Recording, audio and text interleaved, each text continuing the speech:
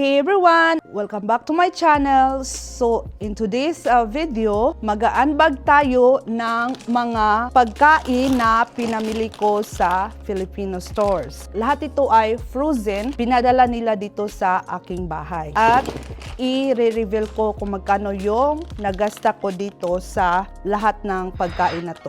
As you can see, meron siyang malaking bag at merong maliit. So, unahin natin itong maliit. Kasi ito ay lahat ay frozen. Ilalagay natin sa dito sa freezer.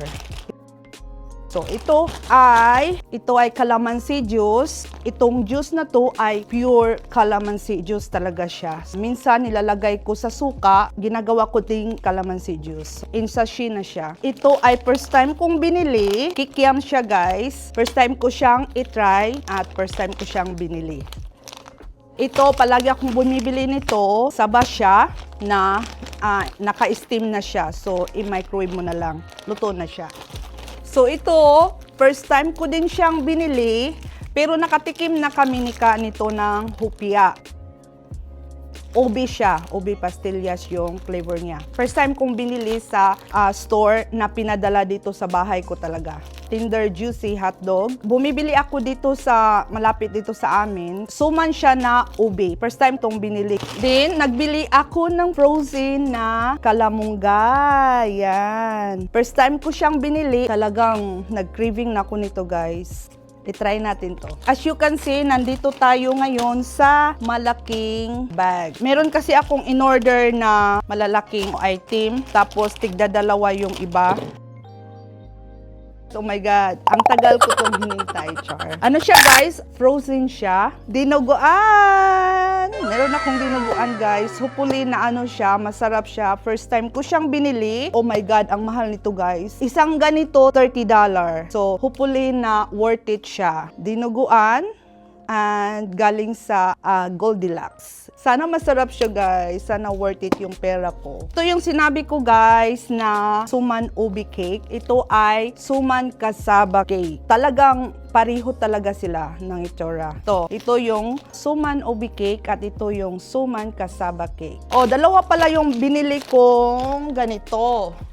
Yung steam na saba. Yan, dalawa yung binili ko nito. Lahat ay frozen pero ano na siya, naka-steam na siya, i-microwave mo na lang. Tapos, of course, my favorite, hindi talaga ito mawawala, oh my God. Pangatlong bisis or apat na bisis ko na itong binili guys. Ang sarap talaga niya. Worth it yung pera dito. Tapos, oh my God, my pandesal. Pangalawang bisis ko na itong binili. Nasarapan ako, pero at this time, tingi-tingi na lang yung kakainin ko. Kasi yung last time, isang bag, dalawang bisis ko lang kinain.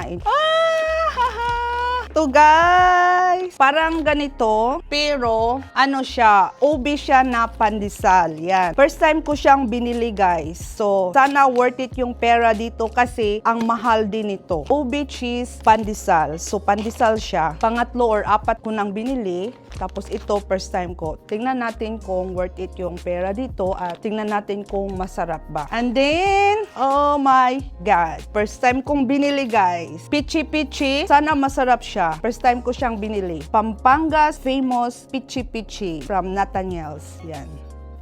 Tapos ito guys, dalawang box yung binili ko nito kasi ito ay paborito ni Ka. Ito ay sisig. Yan. Sisig Kapampangan Authentic. Tapos ito guys, rellenong bangus. First time ko siyang binili. Sana masarap kasi mahal din siya. So yan.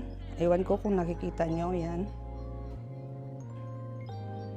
At last, ito yung pinakalas, ito ay galunggong. Frozen siya na galunggong. First time ko siyang binili. Alam ko masarap siya kasi prito lang naman or inununan yung. So ito po yung lahat ng binili ko. Tapos ilalagay natin dito kasi ito ay ano siya, maliit na freezer. So dito natin siya ilagay guys. Meron na siyang mga item dito na binili namin.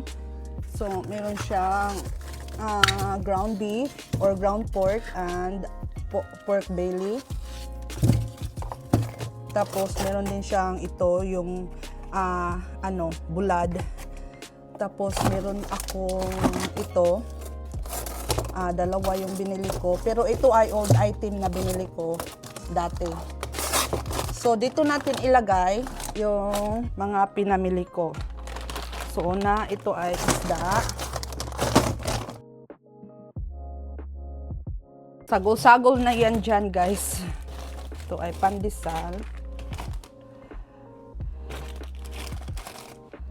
Tapos, itong isa, pichi-pichi, dito yan.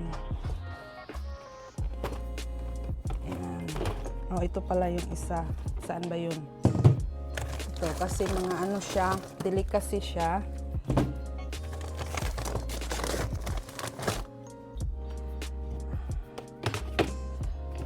Delicacy at merienda. So, ilagay natin dito. So, yun lang guys. Yun yung lahat kong binili. Ang nagasta ko lahat-lahat ng binili ko na in-unbag natin ay $150.